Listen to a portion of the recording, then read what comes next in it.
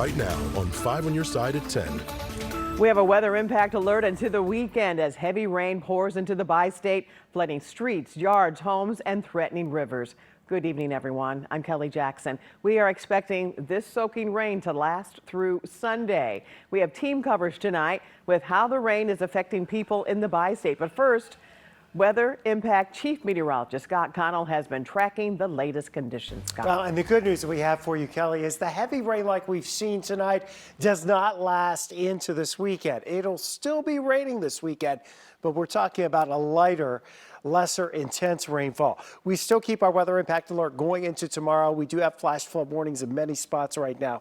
We've had some flash flooding. It's still ongoing in some places. Now we're starting to transition more to just aerial flooding, and then we'll get into some river flooding. So make sure those storm drains are still cleared as we try to drain this water. And for heaven's sakes, please do not drive into roads that have water covering them. There have been numerous water rescues tonight, and it's for water that's basically standing and the car gets stalled in that deeper water, not the cars rushing away. Your intense thunderstorms are farther south and east of St. Louis. The back edge of this moderate rain shield just coming into the metro area right now. Flash flood warnings basically stretching from Vandalia over to Flora, then back down through Marion County, including Salem, Centralia, back across Clinton, Washington County, southern parts of St. Clair, southern portions of Monroe, southern portions of Jefferson, and then a good chunk of Washington, St. Francis, St. Genevieve, Iron, Madison, Reynolds County, and Randolph County. And a lot of roads in those areas still are flooded at this point. And it's going to take a while to drain this kind of rain. Severe weather threat, that's closer to the Ohio River and over towards the Wabash River. So at least we're not dealing with that. How much rainfall? For most of us around the metro area, it's been 3 to 5 inches tonight, just tonight. Another ½ inch to an inch between now and Sunday.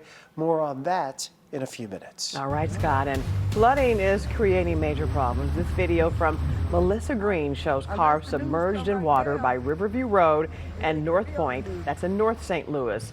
And here's a look at the road conditions near Drake, Missouri. This comes to us from the Gerald Rosebud Fire Protection District. High rushing water prevented people from leaving their homes, at least some people. And this was the scene at Arnold J.C. Skate Park earlier tonight. That's off Old Lee Ferry Road. The water rushing over roads and spilling into the park. And some of the hardest hit homes in Arnold were near that park after the March 14th tornadoes. As residents barely begin to rebuild, they now face the challenge of heavy rain. Annie Krall is live in our storm tracker after speaking with Jefferson County neighbors about their fears for tonight and through the weekend. Annie. Kelly, the roads and the homes in Arnold have just been walloped by this weather. I'm going to show you where we are. We're on Old Lee Ferry Road, and slick is probably an understatement. We're headed toward 141, and we were able to talk to some Jefferson County homeowners who said all of this heavy rain makes them really worried about their roofs caving in. Turning off of Old Lee Ferry onto Richardson Road looked more like a water slide than a lane. People trying to get home from work Friday night, but Fenton native Sammy Thomas said she was lucky to be inside her house to wait things out. I'm sitting there, lightning hits, thunder's going on, I'm expecting it to be done, and then it goes on and goes on and goes on. I'm like, man, what, where's all this rumbling coming from? I actually had a lightning hit really close earlier and it shook the whole house as well. A Terrace Drive house she rents with her husband that was damaged on the roof by the March 14th EF2 tornado. We did our best to tarp, that's for sure, but it's kind of like a Band-Aid on a bullet hole right now. So Thomas particularly worried about her sister's bedroom and the ceiling damage. We definitely are nervous because we don't want the damage to get so bad, like the ceiling collapses or anything like that, because I know with rain damage, obviously it's just getting soggy, and the weight of the fan or anything like that could definitely cause things to collapse. But I'm hopeful with our tarps. We've done a lot of reinforcing. A few blocks away, it looks like a river crashed through Arnold J.C.'s skate park next to a home on Maxville Lane that had a tree fall on it, making it unlivable for the last 3 weeks, neighbors tell us. The Merrimack River flooding continues to be a major concern in Jefferson County, but for Thomas and her family, a bigger worry is the creek in their backyard. You could not walk in our backyard because of how heavy the rain has been and how filled that creek gets. I'm sure it's going to get a lot worse as the weekend goes on, as we continue to have rain. And the age-old recommendation is turn around and don't drown if you're on these roads and you see some heavy standing water. We've had some flash flood warnings here in Jefferson County, so we're very fortunate to be nice and dry here inside the car. But of course, the remaining question for many of those homeowners is, first of all, how much damage will be covered by insurance? And after that, how quickly can it get fixed? Reporting live in Arnold, Annie Krall, 5 on your side. And today, more flash flooding saturated familiar neighborhoods in East St. Louis. 5 on your side's Robert Townsend continues our team coverage with reaction from people who fear it is only the beginning. We rode around East St. Louis on this rainy Friday and saw flash floods cover street after street. It happened so fast. LaQuisha Moore's fears started rising when she saw fast-moving water in her driveway and front yard near 53rd and Belmont Avenue. When you just came in here, it wasn't like this. It's starting to flood up, as you can see. She and her family wish the flash flooding problems they've battled for years would finally dry up. We're tired of it. We've been going to city meetings and all that. We own the house. We can't just pick up and move. It's not that easy. During a wild rainstorm last May, Moore and many of her neighbors saw gushing flash floods bury their backyards, home, businesses, and streets. And now, as more heavy rain drenches the bi-state, this exhausted mom worries about more water woes. I think it's got something to do with the sewer system, because when it's not raining and the water is still there. East St. Louis City Manager Robert Betts says after months of waiting, 2 new pumps finally arrived from overseas and were installed Monday at this station on 47th Street. City officials hope that would help cap flash flooding here, but not today. And when we came down 47th Street, we saw all of this water rising here on the street, and we saw driver after driver taking a risk to get through it. Others took no chances and turned around as they braced for a rainy weekend. Everybody be safe. That's all I can say. So what's your message to the city? We need help. Come see about it. Robert Townsend, 5 on your side. Tonight, the Ferguson Fire Department had to rescue a vehicle trapped in high water off Elizabeth and Ferguson Avenues. Here's a look at the scene. One person was safely rescued from the vehicle. The Ferguson Fire Department is warning residents that the flooding will make many roads impassable. It only takes a few inches of water to lose control of your car. They're urging you to turn around if you see any floodwaters. Pacific Missouri is gearing up to put down sandbags tomorrow. Many living and working along the Merrimack have been watching the forecast closely after flooding hit Pacific city limits last November.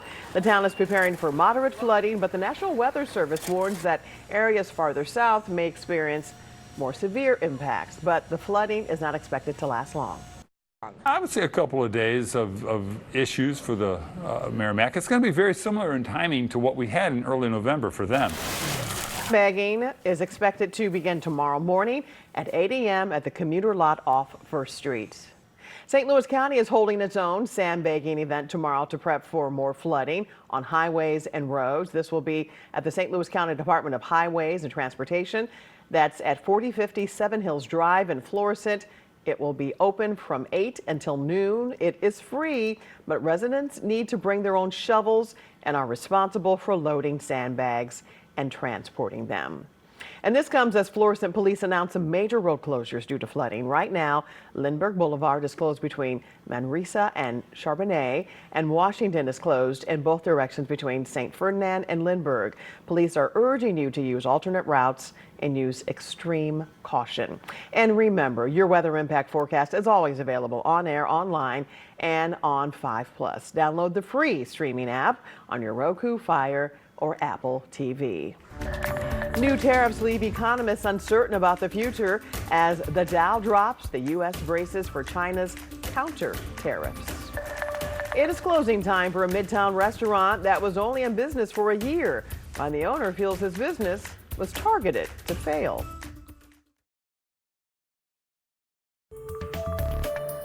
The ongoing global trade war and fears of a recession are rocking the stock market. The Dow closed down more than 2,000 points for only the fourth time in history. The March jobs report is stronger than expected, but some are saying that could be the calm before the storm. Sherelle Hubbard has more on the latest economic insights. U.S. stocks plunged again Friday after China retaliated against the United States for President Donald Trump's latest tariffs. This week, Donald Trump made one of the dumbest decisions he's ever made as president, and that is saying a whole lot. In response to Trump's newest 34% tariff on Chinese imports, China said it will impose a reciprocal 34% tariff on all imports from the U.S. starting April 10th. This is the second day that U.S. markets have tumbled since President Trump made his April 2nd announcement of sweeping tariffs on practically all U.S. imports, vowing to make America wealthy again. Now it's our turn to prosper. The latest jobs report from the Bureau of Labor Statistics Friday showed the U.S. job market did do better than expected last month, but analysts say things could change soon, citing recent economic data that suggests layoffs and overall uncertainty could rise due to Trump's policies. Federal Reserve Chair Jerome Powell warned that inflation is likely to pick up as well. We face a highly uncertain outlook with elevated risks of both higher unemployment and higher inflation. One economist says consumers are already feeling it. They're feeling it in their 401ks. They're feeling it in their retirement accounts. Some are questioning the end game of the global tit for tat. How long is this short-term pain going to be? I don't think we really know, but I'm worried that we're about to find out. Sherelle Hubbard, 5 on your side. We have an update to a story we first broke late last month. Rogue Bistro on Olive Street in Midtown is no longer in business after opening 1 year ago. 5 on your side's Brent Solomon is just back from speaking with the owner, who says he had no choice but to close his doors, Brent. Well, Kelly, in order for an establishment to serve alcohol in St. Louis, they need a license from the city and state. Rouge Bistro was able to get one from the state, but getting one from the city posed challenges that the owner says ultimately cost him his business. My vision was to bring something different to St. Louis that didn't look like it belonged in St. Louis, like a Las Vegas, Miami, Atlanta, or Dallas vibe. It's why Julian Davis purchased this vacant building and transformed it into a vibrant atmosphere. We have the DJ, while people ate food, but that's the thing now, that everybody has a DJ while they eat food. His specialty, meatballs. We had pork chicken, we had a nice pasta.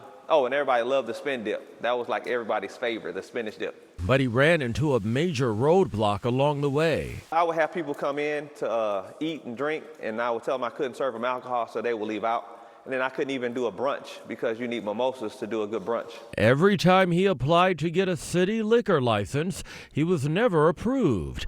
Not enough signatures from the community. You need a 300-foot radius around the location, and you need majority of property owners, business owners, and tenants. You need 51% of the neighborhood. I think I was probably 7 short. He says some thought he wanted to turn this into a nightclub. Although there were advertised events here, he says being a restaurant was always his focus, and says the police officer who patrols this area never had issues. He had never had a cause about a fight, a shooting, or anything, and we were open for a whole year. Now the walls are bare as he packs up to leave the dream he thought would thrive.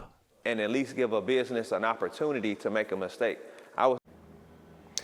And he went on to say he was never offered the opportunity to make a mistake, quote.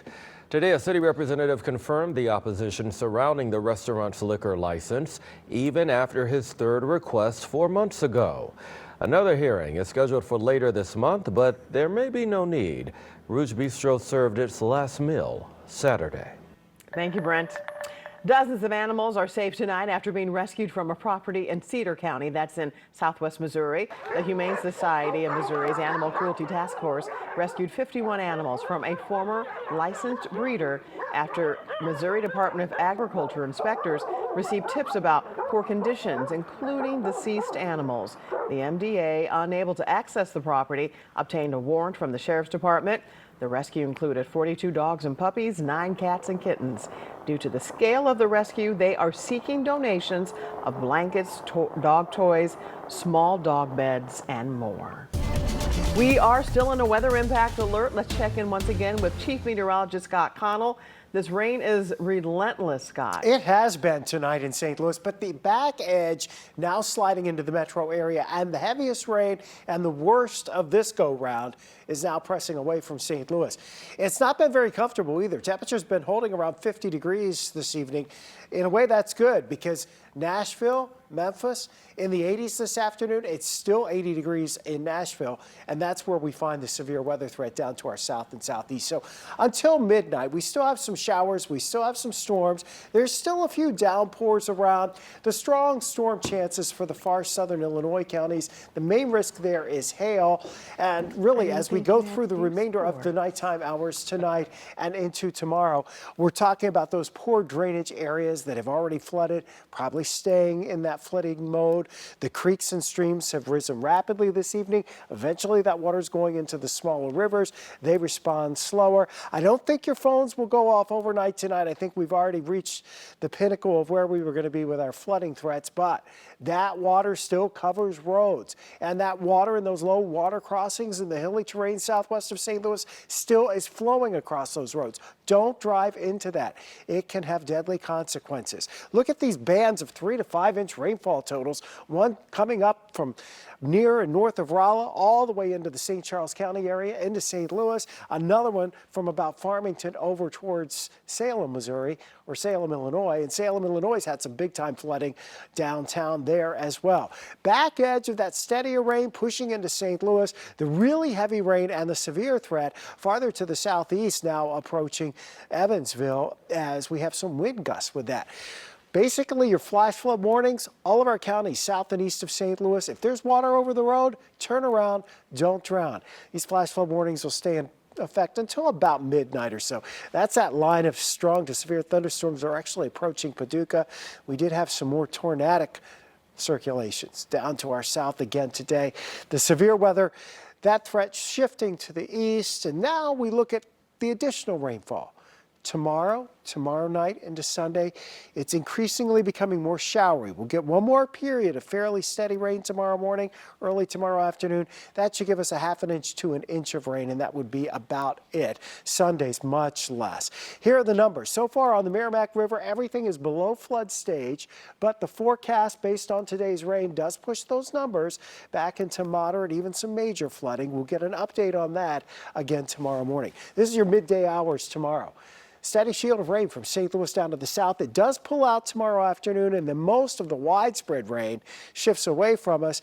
That leaves us as we go into Sunday with a few scattered showers and the potential for a couple of isolated wet snowflakes on Sunday, only in the 40s for highs. Next couple of days are chilly. Your widespread rain winding down tonight. We will continue with another batch of that rain building towards daybreak, but not as heavy tomorrow as what we've seen tonight, which means while the flooding concerns continue, we are not looking at flash flooding to the scale that we saw tonight for tomorrow's batch of rain. So again, we're hoping that the biggest part of it will be we've moved the biggest part of it out. Yeah. Okay, great. Thanks, Scott. Here's Corey with sports. Well, the Cardinals began their first road trip of the season on a sour note. We dig into the numbers behind the Blues' 11-game winning streak, and we have a bit of hockey history to highlight as well. Sports is up after the break.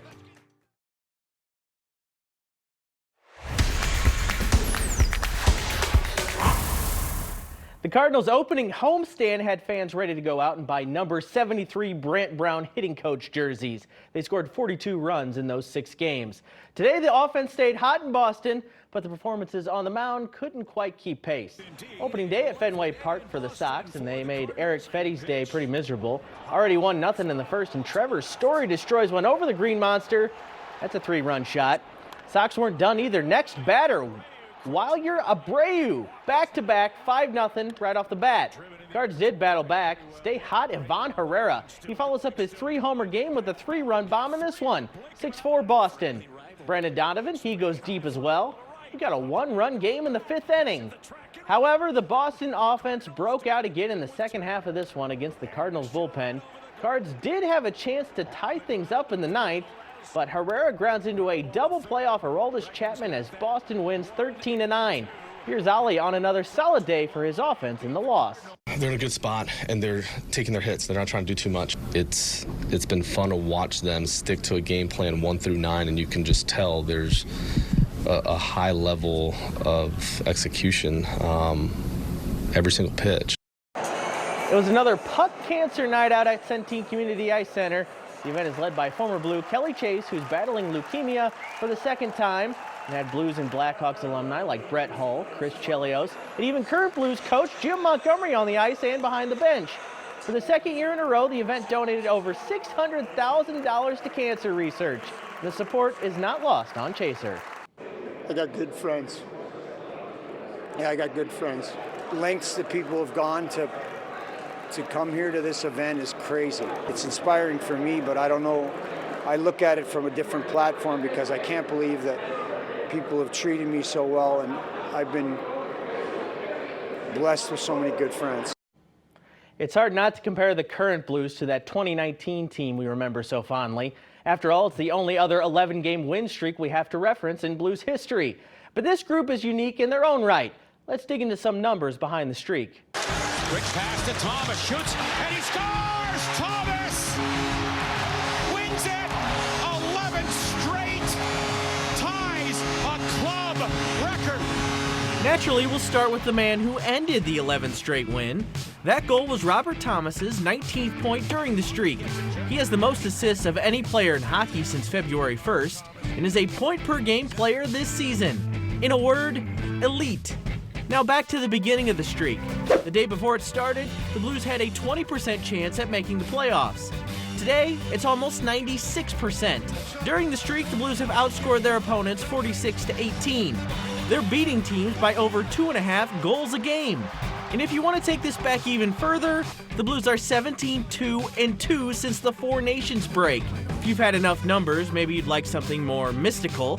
After Four Nations is when Jobu joined the club. It's just something fun. It's just something that you can kind of joke about at the rink, and obviously he's brought a lot of inspiration to our group and a lot of calmness, and we like having him around. There's still a ways to go, but we have seen at least part of this story before.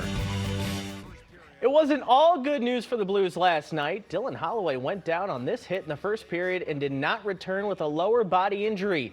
Doug Armstrong announced today that Holloway will be designated as week-to-week. Holloway has 15 points during the 11-game streak.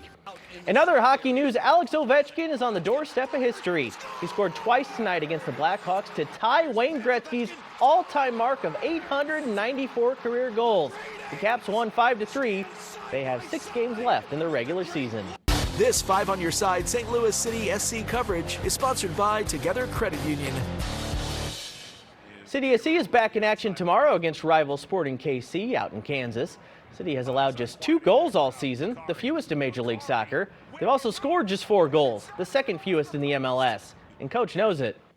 We haven't scored enough goals, so far this season, and we struggle a little bit in preseason as well. So I wouldn't say that a lot of focus has been put into defending. We put a lot of focus into attacking. That'll do it for sports. Let's make it 12 in a row for the sounds Blues. good to me. All right. A family's unspeakable loss is being transformed into a mission to help save other young lives. That story after the break. Losing a child is every parent's worst fear, but when one family lost their daughter, they turned their heartbreak into hope for other families. Today would have been Ellen Martin's 9th birthday, but 8 years ago she passed away from a congenital heart defect. That condition affects about 1 in every 100 newborns. Seeing a need, Ella's parents founded a nonprofit in her honor, Ella's Umbrella. The organization raises money for life-saving medical technology and funds an endowment at St. Louis Children's Hospital. If this technology had been created when Ella was alive, it probably could have saved her life. We can't go back in time and change what happened to our daughter, but if we can fund technology that will keep other parents from being in the situation that we're in, man, that's a silver lining we can get behind, right? A trivia night fundraiser for Ella's Umbrella is tomorrow night, and our own Scott Connell will MC. You can find out how to donate in this story on KSDK.com in the As Seen on TV section. They're such sweet folks. Oh, so I just feel for them. Yeah. Well, weather-wise, the rain will be easing out of here tonight. We're getting better. It's moving away. Okay, you still have flash flooding ongoing south and east of St. Louis, more of just an aerial flooding kind of scenario. So I don't think it'll get any worse than it already is. But don't drive through those roads when there's water over. No, please do not. Thanks so much for joining us at 10. Your local news and weather always available on the free 5+ app. The Tonight Show with Jimmy Fallon is next.